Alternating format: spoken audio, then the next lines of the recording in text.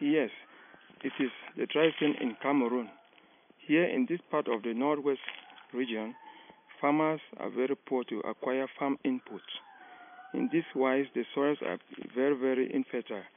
In the struggle for farmers to regain the fertility of the soil, they have this old fashion of burning foliage.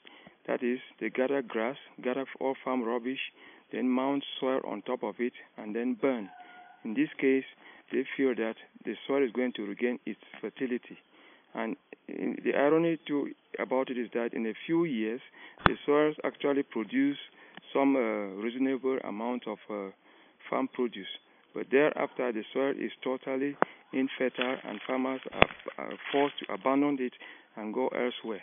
In this case, the soil, which is the main capital of the farmer, becomes very unproductive and making the farmer very poor, poorer than he or she was before.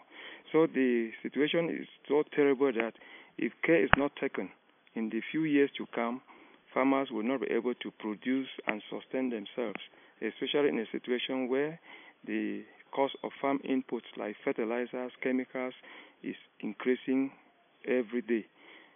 Unfortunately, even though when farmers try to get money to buy the farm inputs, while at the market to sell their farm inputs, their farm produce rather, the cost is not determined by them. Those who buy and sell are the ones who determine how much to pay for the produce.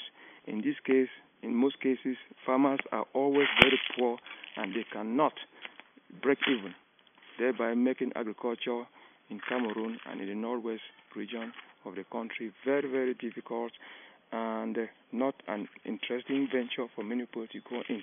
In fact, very few people are interested in this activity, as farmers are looked upon to be the poorest set of people in the country.